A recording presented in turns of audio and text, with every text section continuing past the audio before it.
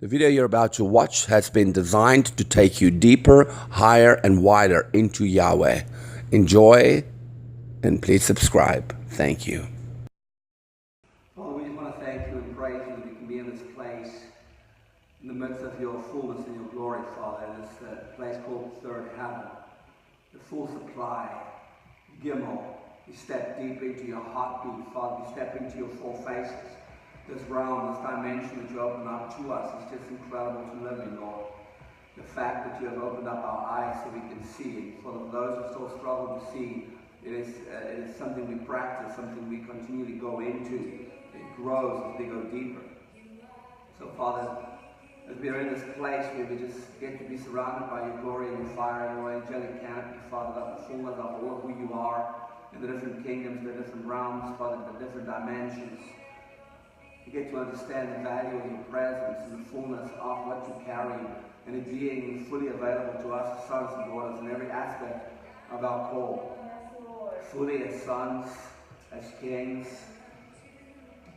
as priests, as oracles, as legislators, Father, we have and carry the fullness of your image in every dimension. And sometimes we just don't understand the value of that, but Father, slowly but surely we are stepping into it. Slowly but surely we as sons and daughters are beginning to understand and perceive everything that's available to us, everything that belongs to us, everything that's ours for right now. And it's so much more than what we ever even thought possible. And it's incredible to look at the way you plan everything out for us, Father. You have opened up the gateways and the doorways, and you've placed us in the right position. You've opened up our gateways and doorways so that we can be aligned, body, soul, and spirit, so we can receive everything you have for us right now and walk in the full revelation of it. And we understand and perceive everything we see, touch, and feel within your kingdom. And we're beginning to run it. We're beginning to legislate your heavens into creation, into every aspect of the kingdom of earth, and we're beginning to take governance back, and we are running with what is ours, Father. Yes, and it's incredible. Satan is losing grip.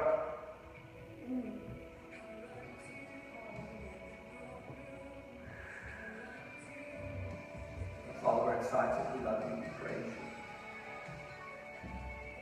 What I want you guys to do, I don't want to start the meeting per se yet. I want you to find yourself on the mountain of gold.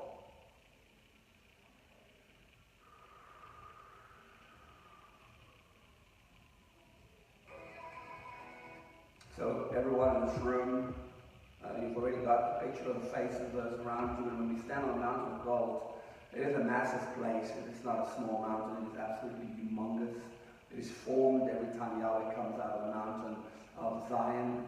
It is formed by the glory, the dimensions of Yahweh that falls from his robe as he comes out. On this mountain, you understand that there's an angel called Metrodome. He hands out keys. But what has happened over the last couple of months is the Father has taken me into this mountain. And he said to me that there will be a day where I will start taking those that I teach into this mountain with me. And the idea of this specific engagement, and I want you to picture this in your imagination, in your inward sight as we go along. Because the Father has literally propelled us into this position where we get to see things and experience the overwhelming glory of who he is. So right now, we're going down the mountain, we're going in the mountain, and as you start walking down, you find yourself walking through a valley, an aisle. It's beautiful. It's outside, but it's inside, if that makes any sense. It's inside the mountain. And it is probably one of the most beautiful places you've ever seen. There's all kinds of diamonds and rubies, and there's water flowing through the sides. There's flowers and just the most beautiful creations of Yahweh within this aisle, within this valley, inside the mountain. And then what the Father showed me several months ago is he showed me these 12 doors. And I don't know if I've ever actually shared it with you guys. But as we come down this valley, I want you to start looking at these doors. There's 6 doors on one side, 6 doors on the other side. And each one of these doors, by each one of these doors, there's an angelic being. Now, I'm saying angelic being, but all of them might not be angels because there's so many different species of God's created beings within the kingdom of heaven. And of course, our understanding is, well, it has to be an angel. But it's not always angelic beings. Sometimes it could be other created beings, but it doesn't matter. I want you to look at these beings. There's 12 of them standing, 6 on one side, 6 on the other side. And as he's standing there with Yahweh in his full capacity. There's, of course, multiple amounts of angels around his throne and surrounding him. And slowly but surely he kind of walks off. He's going into the mountain, and he turns and says, I need you to go into these chambers. I need you to engage with them for the next several weeks of your life, because I want to overshadow you with each of the dimensions that's within it. So the first door, I'm going to name the 12 doors, or the 12 chambers, and then we're going to start going into them. We're just going into 2 of them tonight.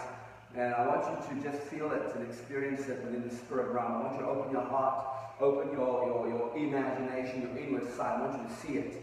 We've got the 12 gates, and I say, and it's nothing, I can't get it in scripture. It's not some biblical thing that the Father showed me in Revelations 1960 or whatever. It's not, it's an engagement I had that changed my life.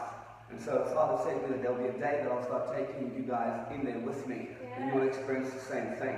So the first door is love, hope, faith, honor, favor, life, realms, dimensions, intimacy, fire, friendship, and the body. And so tonight we're going into love, the chamber of love, and the chamber of hope. But we're first entering into the chamber of love, and the angel that stands by the door, his name is Agape. Now we understand the meaning of agape love is an unconditional love. It's the love that the Father loves us with. It's of course the love the Father wants and desires for us to have for the earth and the creation and the people within the earth. We don't always have the capacity to love like that, but as we sons and daughters begin to live out of these 4 phases, we get the capacity to begin to love those around us with that same value of love. I want you to open the door, and I want you to start walking into this room. It's a chamber. And within this chamber, you will find there's multiple lights burning. As a matter of fact, I've gone into this room several times, and I've now looked at it, and there's 4 lights burning very bright as you come in, and it reflects on the beautiful colors, the light that is already in the room. There's diamonds and rubies and gold. There's different wood, and there's different types of furniture that is just established within the walls. It's absolutely incredible. I want you to start picturing what this chamber will look like for you as you stand in it. Now you have to understand, although it sounds to you like I'm making something up, I physically as a spirit being been in this room, and you are as a spirit being right now physically in this room. And I want you to start looking at what I've experienced is that there is a fountain in the one side, and this fountain brings forth the dimension of life that the Father projects into you and desires for you to wash yourself in. So what you guys can do is just walk to this fountain and just splash water over your face. Feel that refreshing glory, and you begin to feel how He penetrates into you a dimension of His love that you've never carried. As a matter of fact, within this chamber, what He does, because there's also, if you've understood, the angel that carries this value and that stands by the door also brings a mantle with every person that walks into this room. So by the time you leave this door, the mantle of love will be placed on your shoulders. And tonight I want you to understand the Father's desire in this chamber is to overshadow you and overwhelm you with His love. And I want you to think about your life right now while you're standing in this chamber. If you wanted to spur me, go down on your knees, you just want to lie down, just face flat down, and you want to stand around and look at the beauty of what you see. It doesn't matter what you're doing, but I want you to let the Father pour into you. And as He's pouring into you, start thinking of your life.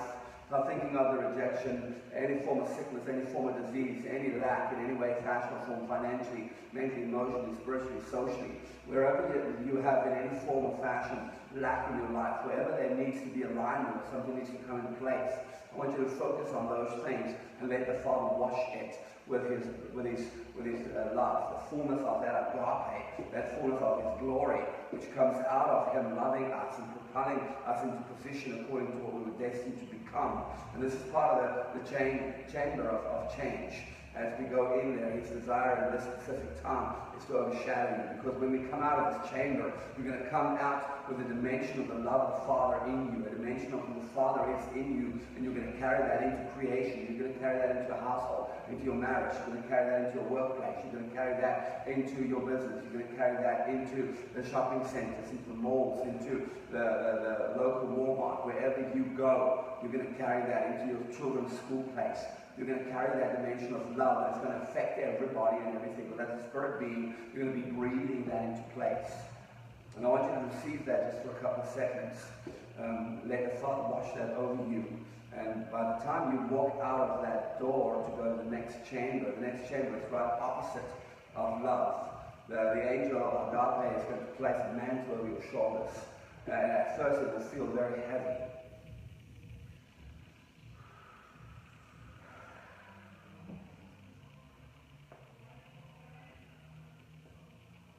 So if everybody, once you're out of the doors, you stand on the outside and just find yourself perceiving and seeing the beauty of what's around you inside of this mountain of gold.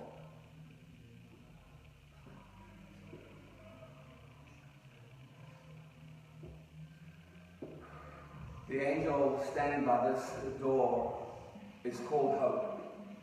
And he's standing by this gateway into the chamber of hope. I want you to step in there, and I want you to see that it is pretty much set up the same way. There's a fountain almost the same way. There's wooden furniture on the side made out of, I don't really know what type of wood. It just looks like it could be something really pretty. There's gold within it. There's a lot of diamonds and rubies placed on the sides of it. There's the lights that's reflecting at the back. There's not 4 lights this time, there's 7 lights. And I don't know how I see this stuff, and if you perceive the same thing, but there's 7 lights shining, and it literally projects a dimension of the 7 spirits. And I believe that the 7 spirits bring us to a place of hope, because it trains and equips us to position and to be in a full position that the Father has called us to. So the hope that comes from walking in the Spirit, engaging with what the Father opens and makes available to us, it literally enhances all of who you are and changes the hope that you have in who you are. So as you stand in this chamber, the same thing, I want you to go up to the fountain, and I want you to take that water and splash it into your face. And allow the Father to increase your hope. Understand that faith is the substance of things hoped for, the evidence of things not seen. There's a dimension of hope the Father places in your heart so that your faith can grow, so that that which you are meant to be doing in creation can begin to come into full fruition. So the increase of hope takes you and propels you to a place of greater faith. And so right now, Father, where everyone in truth is standing inside the chamber of hope, I pray, Father, that you will start pouring all of what we need for where we are going as the ecclesia. Pour it into us, pour it over us.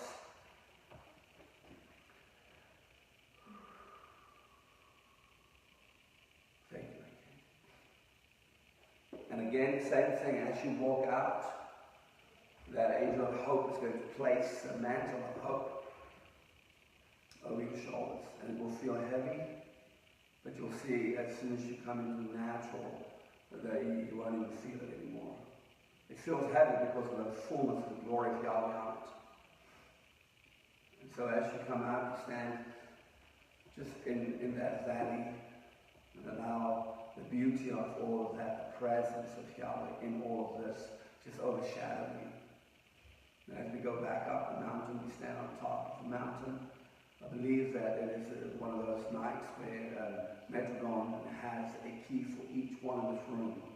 I want you to go up to him, honor him, and as he gives you that key, now I don't know what exactly you need in your life, but there's a specific shift that needs to take place to propel you to where the Father has destined you for. And within this mountain, what I've noticed in my own life, when he gives me a key, sometimes he gives me keys for other people, but when he gives me a key for me, that key takes me to another dimension of the Spirit.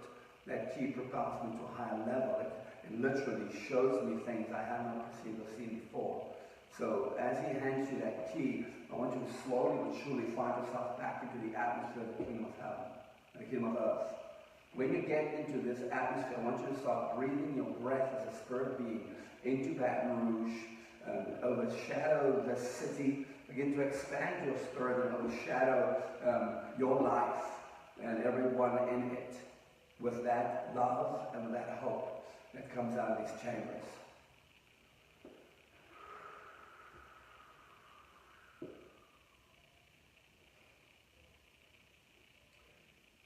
Father, we glorify and magnify you. We're beginning to understand the power of who we are as spirit beings, the power of our breath, because I remind you, your spirit man doesn't have to breathe. But the fact that your spirit man can breathe has to have some kind of significance. So the breath that comes from your spirit into the atmosphere of the earth is what brings alignment, is what brings propulsion back into place, and things start falling into order. And it begins to bring the fullness of the glory of Yahweh into all of what the Father is destined for us. It is what forms the image. And we are so longing for the image of Yahweh to be formed in creation. And of course it's through the alignment of the aligning that the sons and the daughters do that this image is formed. Every time I come out of the atmosphere, out of the kingdom of heaven into this atmosphere, I breathe my breath out. So that everything that I engage, everything I receive from Yahweh can be breathed into the atmosphere.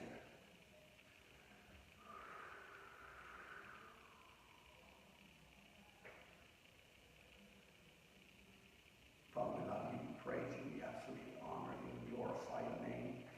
You are majestic, you are beautiful. Amen.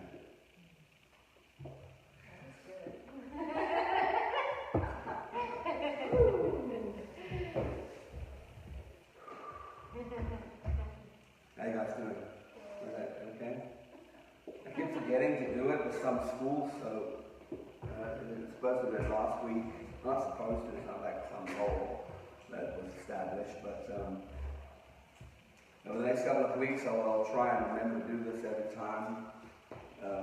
It's going to get quite intense and be quite exciting.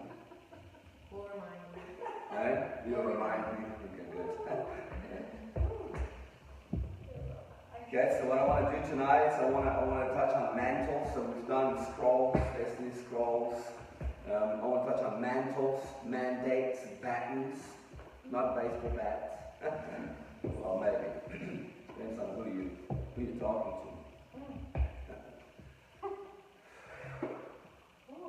But we've read the scripture several times. It's in Revelations 12, 1 verse 12.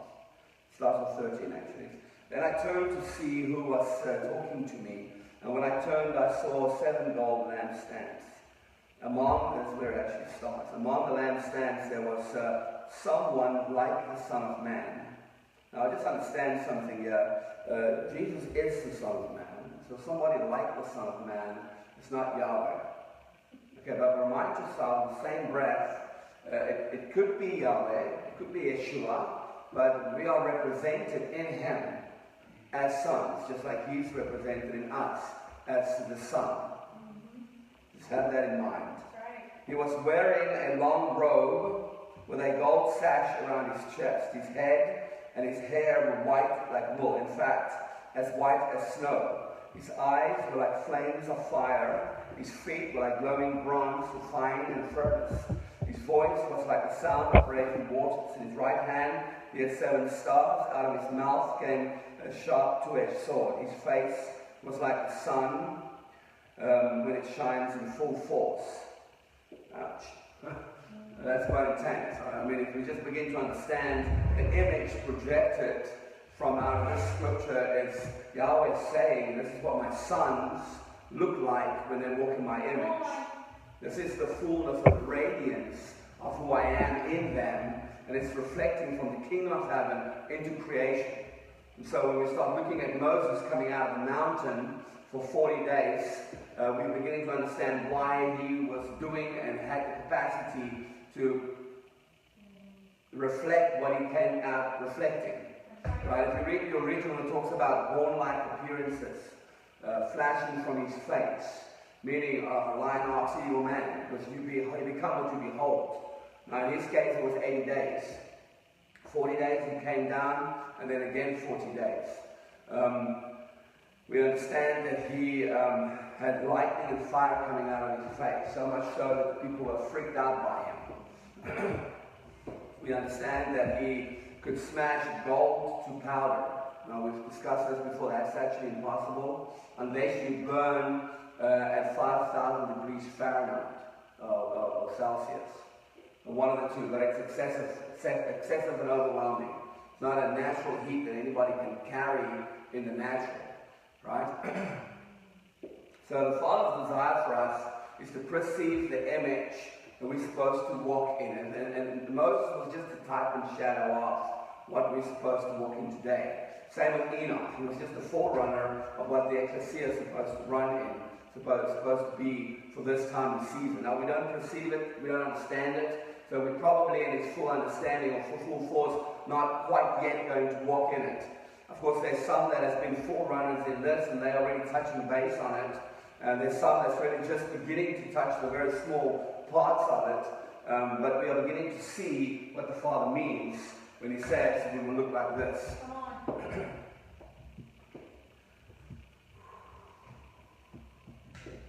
You know, Yeshua has always been my example. It's no matter where he's at, no matter what he presents, he's my example. His desire for me is to operate as a high priest. Now, on the cross, what he did was he operated as a high priest. You understand that, right? He was the lamb, right? Which is intense, and we don't always understand how that worked. But if I'm to be in his image, I have to understand my position as a priest. I have to understand that mantle on my shoulders. I have to understand what it means to be a legislator just by looking at his life and what he legislated out of the kingdom of heaven into creation. The love and the compassion that he had for God's people. You know, there's a book that I've been reading, and you probably have this book. It's called The Blood by Ronas Karopoulos. And this is a scene out of the book. It says this: "My son, dressed in the royal garments, a crown of the most precious jewels on his head, radiating lights, the wounds from his crown of thorns that was placed on his head are portholes out of which the glory of his being now radiates. Dropping from his shoulders is a blood-red mantle with a train. It is edged with what looks like white ermine. His garment is white with the lights of the rainbow in them, and his radiance, he is splendid in majesty. He walks down his aisle to our throne like a ruling monarch, which he is, together with me. Heaven is enticed with his beauty. He is pure light mingled with love and vibrancy of life." Now, that's an image, we don't understand it, but that's an image the Father wants us to have in creation right now. Yes, indeed. That's the view of a glorified Son. Same with the Revelations, Scripture. It is so that we begin to understand what it means to be in perfect form. You know, Yeshua makes a statement, and it's really almost redundant in our perception because we can't fathom it. He says, "Be perfect, for I'm perfect." Right? And that's not something we can understand. But we don't understand his perfection. Because he also says things like, well, to the pure, all things are pure. Now, how many can understand that if you look at the law and you look at sin and you look at the things that we do that's not according to what God desires, then that statement cannot be true.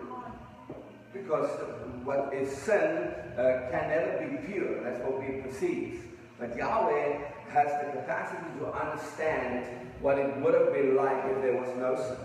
Now, if you understand the Hebrew culture says that everything that's not the way that it should have been is sin. So we get to restore everything in creation back to its original place. And of course, once that's done, everything will fall into place. That means that the unsaved will automatically get saved. Now, we don't understand that. We don't perceive that yet because it's not something that we can fathom. But there's a dimension the Father wants us to shift into. And that's why the activity that's taking place in the spirit realm right now is key for creation. It's key for the kingdom of earth. Because we are slowly but surely taking back what belongs to us. We're slowly but surely beginning to take away the reign of the enemy. And once the reign of the enemy is taken, I must understand, there will be peace. You'll understand Revelations one of these days. By the way, whatever theology you have or have been taught regarding Revelations, throw it out.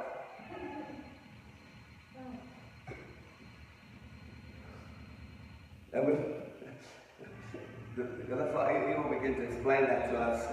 He's beginning to talk to me about it now. I've never been interested in Revelations. But slowly but surely, as I'm beginning to walk within the heavens, I begin to open my eyes up for certain things, and he wants us to really perceive and understand. So I've had to take 4 Bible schools of eschatology and throw it out the window. Now, of course, when I say throw it out the window, I'm not throwing everything out. But there's a lot of things that really has no theological value if you get to know who Yahweh is, like the rapture, for case. There's not going to be a rapture the way we perceive it and the way we've been taught. The beast is not what we think it is. 6666 is not what we think it is. The mark on the forehead and the mark on the hand is not what we think it is. I get these emails or these links from all my Christian friends all the time. Don't get this. Don't let them do that. And it's not going to be like that. Not even in any way, fashion, or form. But I mean, that's not a message I'm going to go into right now, but I need you to understand the Father is bringing in the full truth. You know, the last 500 years we've had a measure of the truth because we believe that everything is written, and that which is written is the full value of who Yahweh is and what He's speaking or spoke to the church. But we're beginning to understand whether it's a measure and there's another dimensions, more dimensions of the word that we haven't touched base with, and we have to go into to get the full truth. You know, and I made a probably not the best example, but I used to train at Planet Fitness. That was great, right? Well, I enjoyed it, you know, but when you join Planet Fitness, you pay $10, and that's it. But then, what's not automatically known is that if you pay $20, you have every single club in the nation available to your beck and call at any given time. It's open 24 hours. You get to tan, you get to use their massage beds, and of course, you can bring a friend. So my wife can train with me. She can come with me every time we go train. I'm not a member, but I'm just saying. But the original understanding was you pay $10 and you can go to the gym. So it was a half a truth. When I get the full truth, why wouldn't I rather just pay an extra $10 and have all of that extras? Now, of course, that is probably in most of our lives the truth. There's a truth that's spoken to us, but if you just sit down and receive the full truth, then you'd rather go with that. So at the moment, the church has received a measure of the truth, and it sounded great. But now there's a bigger measure, a full measure of truth, and we need to begin to open our hearts for all of it, because the Father wants to pour into us a dimension of what's available for the ecclesia, which opens up and changes everything. Right? We understand that as a prophetic people, we are often drawn to the story of Elijah's mantle. Elijah's mantle was more than just a regular cloak that he wore. It represented his appointment as a prophet of God. I need you to understand that a mantle is not so much just for your call or your calling, but it can be. But it is also to propel you in your calling. Because up to this point, I've received several mantles from saints of old that brought these mantles to me in the spirit realm. The very first mantle I got from Noah, not Trevor Noah, from Noah, the guy that built the ark. And it was an incredible encounter. I had to go back several hundreds of times to really get the full spec of what he was doing and what he was saying and what he was engaging in my life. So I really got to know him and actually became good friends. But in him putting this cloak of love on my shoulders, it propelled me to a deeper ground, because my call is to the church. And I don't want to be rude or anything, but the church is a big fat pain in my butt. And look at that time, you should feel the exact same way. 90% of the church feels the same way, because most of the worldly sins and frustrations and irritations is locked in the church. And so, for me to receive this mantle, to open up my spirit and to receive the fullness of what I need in my call, to begin to love the bride, to love the body, to love the ecclesia to its full extent, so that I can begin to do what I need to do. Because then when I teach, there's a lot of rejection, there's a lot of accusations made against the ministry and who I am, all kinds of stuff, you won't believe it. It really just runs off of me like water off a duck's back, but there's much stuff. And it always comes out of ignorance, and I can feel when it's ignorant, you know. And it's okay, because, you know, if a little child comes up to you and says something really ugly, like my kids got this really cute thing they do that I just want to wring their little gnats for every time they say it. Geez, Dad, you've got a fat tummy. I'm like, I don't have a fat tummy. Got kind of a fat tummy, but... And like my wife was like, I would look at her and just say, man, Mom, you're so fat. And anybody knows my wife, she's like everything but fat. But kids just say the most ridiculous things sometimes, you know. And that's kind of where the church is at. They don't know anything about what's being taught, so they're making statements. And of course, it doesn't affect me physically. My 4-year-old tells me I've got a fat tummy. I laugh it off, and it's a joke. My wife tells me I've got a fat tummy, then I'm going to seriously start working a little harder and dieting a little more intense, right? So we have to understand that where we are right now, the Father wants to grow us. And part of growth is for us to engage in what's made available.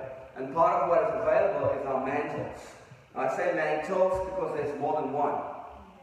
There's more than one on many occasions. As a matter of fact, I remember a time in my walk with Yahweh where I was engaging with some saints of old, and they wanted to give me mantles, but in order for me to receive this mantle that they were giving to me, I had to trade something valuable. And it wasn't like a commandment, I could feel it in my heart. It wasn't said, it wasn't spoken, it wasn't told, it wasn't commanded of me, but I knew in my heart that I had to trade something valuable for these mantles. And I in my heart knew that I had to trade the mantle of love.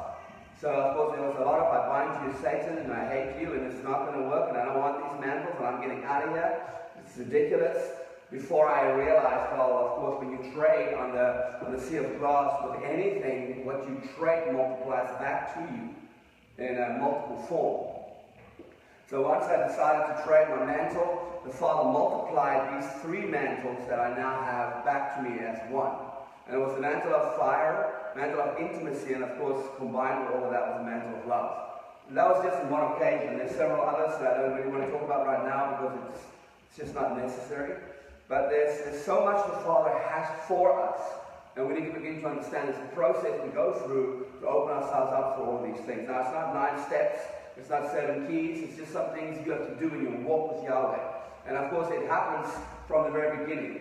And if you were born again, or you're born from above, you'll see there'll be a process. That's why we don't ditch this church where it's at, because everybody is at a stepping stone, and they have to get to where we are now. Everybody doesn't have to go through those steps, but of course, most of us do, right? I mean, if I was taught the things that I know today, my character might not have been what it is today. I might not have gone through the transformation that I was supposed to go through up to this point, right? When they threw it over Elijah, it was a prophetic act, declaring that the mantle and the office of a prophet it represents was destined for Elijah in the future. That's just logic. Now, a mantle is a scriptural metaphor for a calling, ministry, anointing, direction, propulsion, to take you deeper, higher, wider, and to get you to what's on your scroll. Right? Understand that you and God determines your mantle ahead of time. There is much available for you as the son of Yahweh, as the daughter of Yahweh, but you have to be in the right place, because where was Elisha when Elijah went up? Right underneath him. Right? So you cannot be skedaddling around somewhere and think your mantle is going to fall on you, or your mantle is going to come to you. For me to receive the mantles I have today, I had to come to America. I had to meet a friend of mine Then she, later in that year, emailed me some messages from the Company of Burning Hearts that I then started listening to, and it was Ian Clayton, and he started mentoring me over a seven-year period. Now I say he mentored me through me engaging with his teachings online. I think I only met him several years later, and really only short conversations. He's a busy man. Many people want to be around him and talk to him, so I don't want to take up any of his time. But I had to go through a process to get to where I am today. But for me to even get to America, I had to go through a process. You know, I had to join the specific church that I was in that will eventually have me meet a specific young man that will eventually decide for me to come to Cape Town. I then would go to Cape Town and go through the process of becoming a pastor, which I was never called to be, but that's all I ever knew. How many of you know, you get born again and you feel called, you want to be a pastor? It's like, what is wrong with you people, right? And so, in this process, every step I took was to bring me to where I am today. And every part that I played had a mantle involved in some way, fashion, or form. For me to receive the mantle from the saints of old in the manner that I did, I had to go through the process. I always had to be at the right place. So that's really key, is understanding that the Father has designed a mantle for you, for your life, for your call, for what's on your scroll, and it's your responsibility, not his. And he's not going to, like we said last week, it's not his job to get you to your scroll. He puts his desires in your heart, and he opens the doors and the gates through the blood of Yeshua. But it's your responsibility to engage, to worship, and to press in to that measure, and it begins to pour into you. Exciting, right? Yes, indeed. You understand, Elisha's hunger and pursuit for Elijah was a sign of what God has placed in his heart. So you will know, according to the direction you go into, that is the place that your mantle is going to be presented to you. So it's according to what you desire. That's why most of our calls, that which we are called to, goes according to desire. You know, I feel drawn to this type of ministry. I feel drawn to that type of ministry. I mean, I've never felt drawn to anything else but what I feel drawn to today. You know, when I just got born again, I felt drawn to the youth. And I would go to school, and I would share my testimony and do altar calls, and hundreds of kids would give their lives to Jesus. That was incredible. But then I started changing. As I started going to Bible school and started studying and meditating, immediately I had the desire to train and equip the ones already in the church. So I became a cell leader, and I started training those that comes to my home cell. So there was 12 people, 13 people, and I would do a message, and we will do impartations, and we will do prophecies, and we'll just teach and engage with these people and train and equip them. You know, eventually I realized that this is something I want to do. I want to look at the body of Christ and see what's needed and propel them into what the Father has called them to. Right? And of course, I have people in my life that does the same for me. Right? You know, my father, my spiritual father, I would go as far as to say he would never stop fathering me, but he doesn't father me per se. Does that make sense? You know, there's a time in your life where, as a parent, you don't have to father your kids anymore. That's right. You know, I mean, fathering somebody is really, first you start with mothering, really, because a child needs to be mothered. And then at a later stage in a child's life, it needs to be fathered.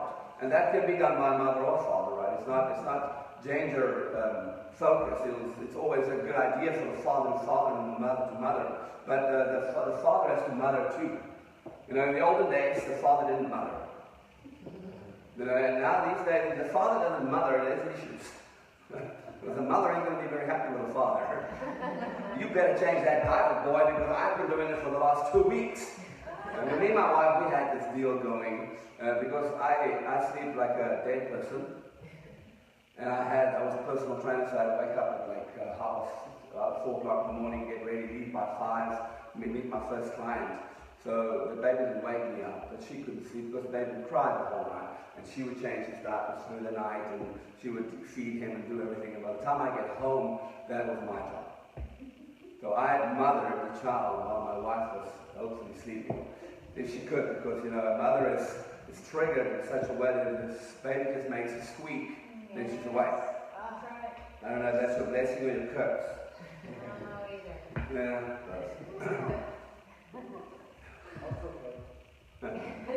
but we get to the place where we understand, like my spiritual father fathered me intensely for a season of my life. And that level of fathering got me to where I am today. And so I haven't seen him in a long time. I don't need him per se to father me, but I will always need him in my life. So I have an opportunity to go to California in the next couple of weeks. Someone asked me to go minister there at a conference, so I'm very excited because he's 20 minutes away from this conference. And of course I've got some other friends there, so it's really nice. I get to see my spiritual father, and really what I've noticed is he doesn't have to teach me anything, he doesn't have to lay hands on me, he doesn't have to prophesy over me, he doesn't have to pray over me. We can talk about his bike and his whatever he's doing or whatever I'm doing, and just have conversation, and I will feel the alignment, I will feel the propulsion, and I'll feel the shift into place. Good.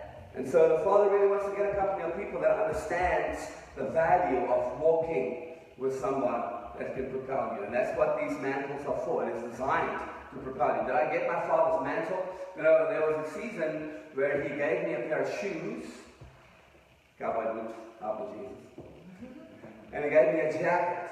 Now, thank God he was really overweight in the time of his life, because otherwise the jacket wouldn't fit me.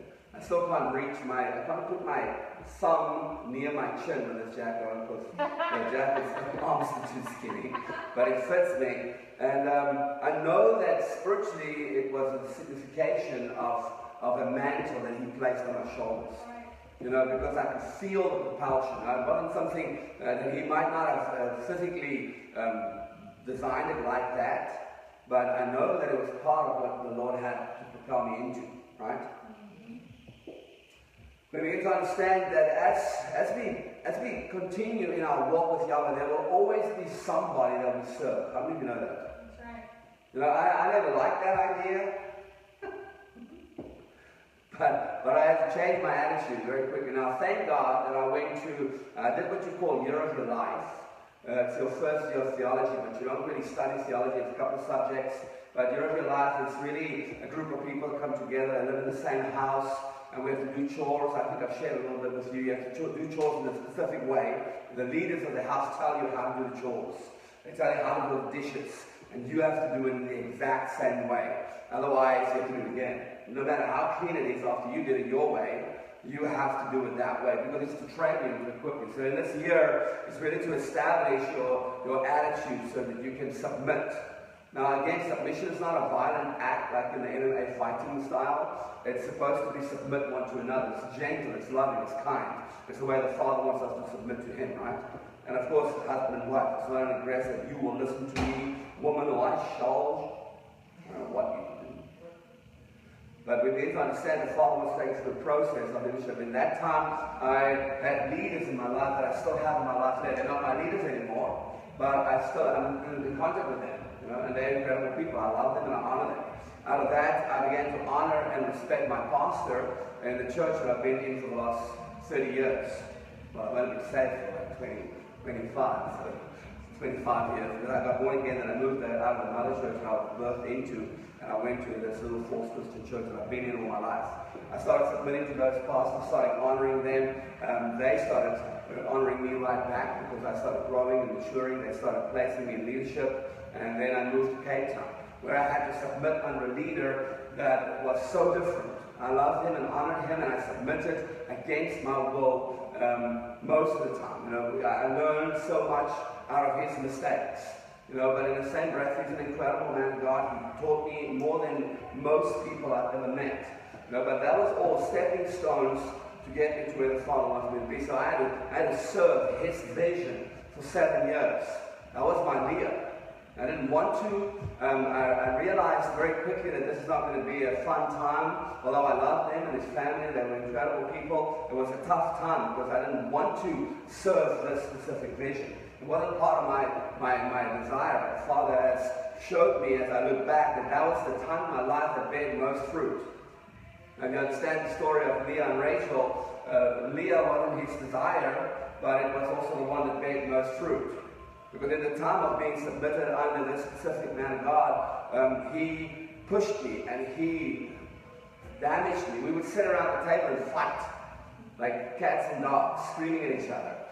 Not because we hated each other, just because I was in rebellion. You know, but I was like, you don't talk to me like that. Who do you know? Just because I'm an idiot. But I've changed because of what he did and the way he aligned me. It was a propulsion. It was just a position that I was placed in to receive and be able to carry what the Father wants to place on my shoulders.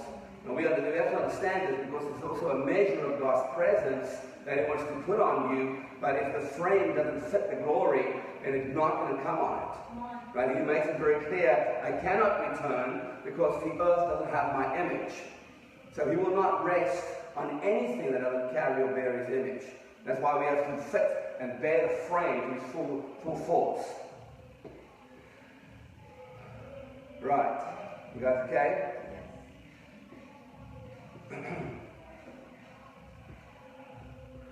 Realize that you will wear a series of mantles. Elijah was first a worker. Elisha was first a worker in his father's fields, and then he was the carp of a servant before he took Elijah's mantle. And God took Elisha took his own cloak, the one that he had, one as a servant, and he tore it in two. There's some mantles you cannot keep. Let me tell you something. When you become a son, you can no longer be a bondservant. You can no longer be a servant in the house of Yahweh. And to be honest with you, you cannot be a servant in the house of Yahweh beyond the veil. Once you step in beyond the veil, you become a son. And of course, it's growing in the revelation of who you are beyond the veil. On this side of the veil, you can be the servant, you can be a bondservant, but His desire for you is to grow out of that. And once you grow out of it, tear that up. Because you will never be a servant again. That's when we begin to walk with the angels. That's when we begin to grow in the seven spirits. That's when we begin to grow in the fivefold of Melchizedek. We begin to understand who we are in its full measure. Right? There's no turning back. Joseph had a series of physical mantles along the way. The cloak of many colors his father gave him indicated favor, as well as his position as overseer of his brothers. Later he was given a cloak as head in head slave in Pharaoh's household, which got torn for him.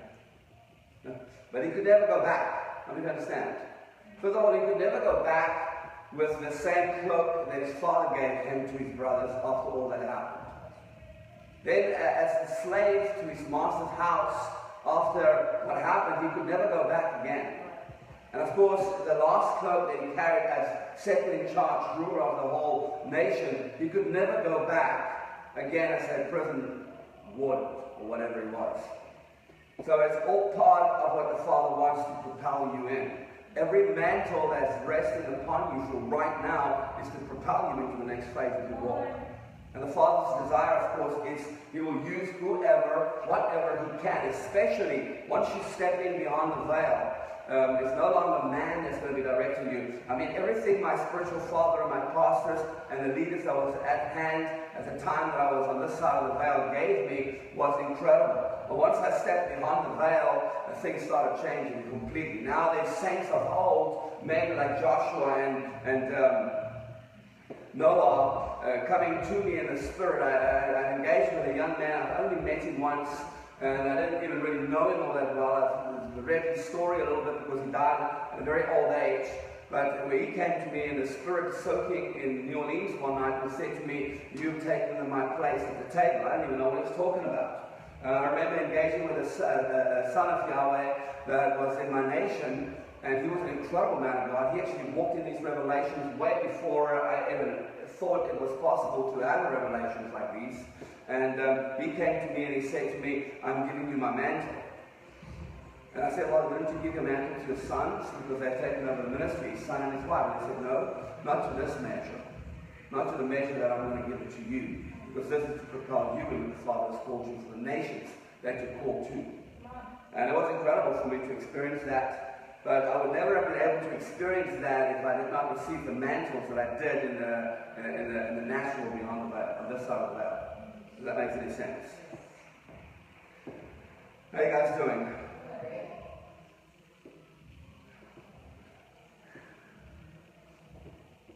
Wait for appointment to establish a mantle. It's not something that just automatically happens. Right? It's something you have to propel into. You have to push into it.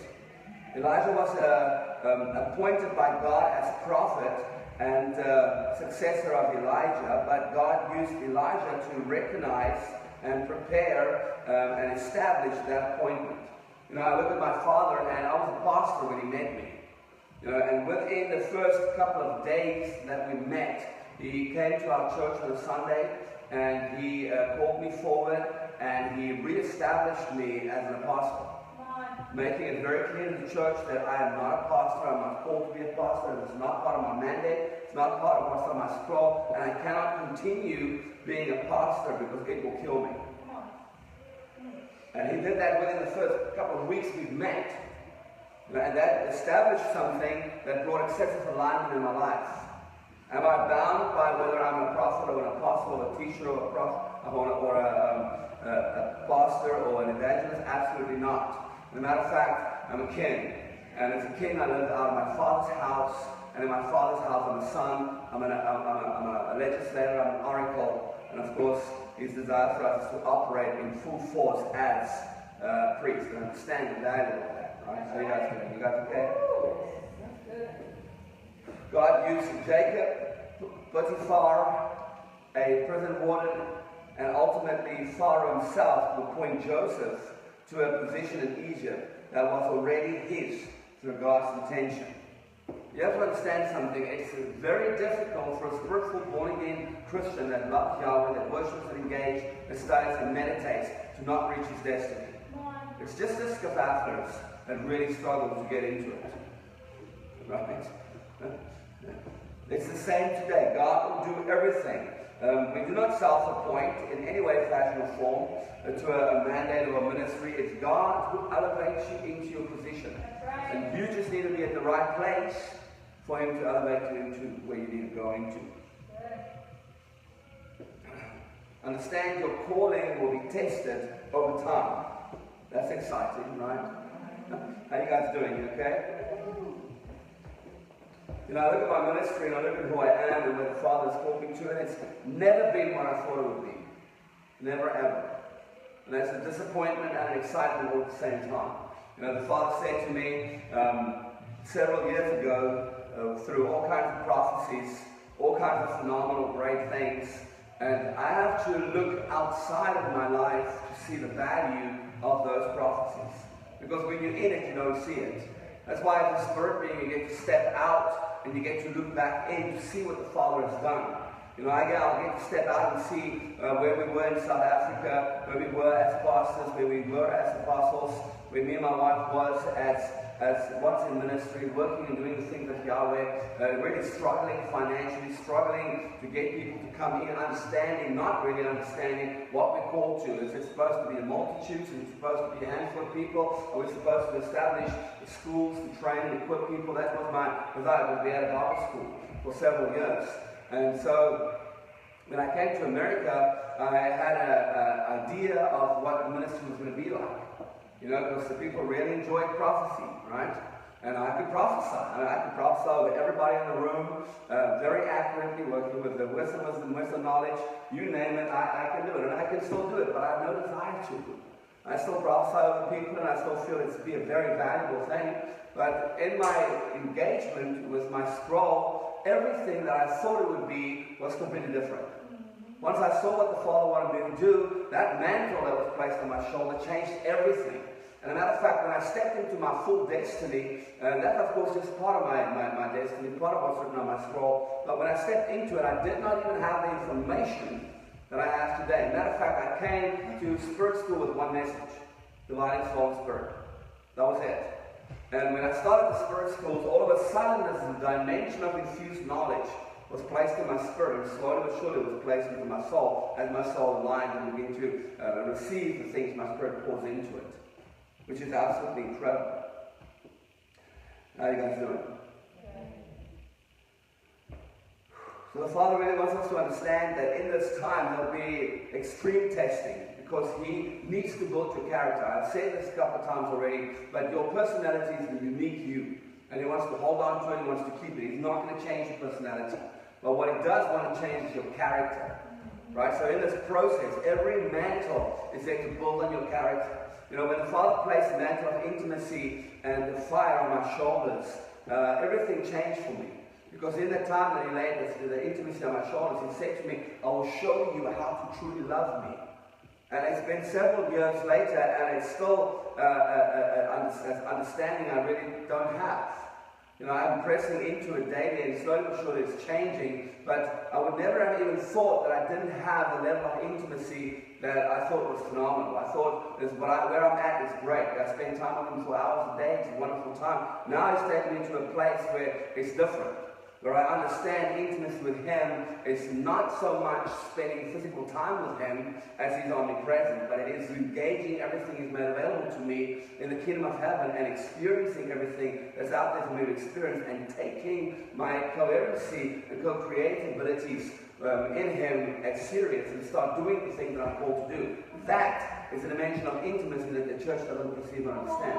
It goes higher than worship. It goes deeper than what we perceive. We're supposed to engage with when we say we love you and we praise you and we worship you. He's desiring to come to people that will understand what it means to see into him and to live from out of that place. It's living, moving, having a being in him. There's a whole other dimension of intimacy that we don't quite understand, right?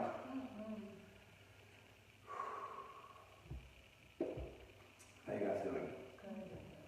Okay, so basically, the Father's desire for this is that we begin to understand and perceive his desire for us to walk in all of what he has for us. You know, the mantles that is on my shoulder has been given to me by my spiritual father, by my pastors, some of my leaders, mentors, people I haven't even met yet, has given me mantles, and it's propelled me into my ministry. And of course, the Father wants to do the same to you. And the engagement that you need is to begin to understand and perceive his desire for you to worship him, and his desire for you to get to know him.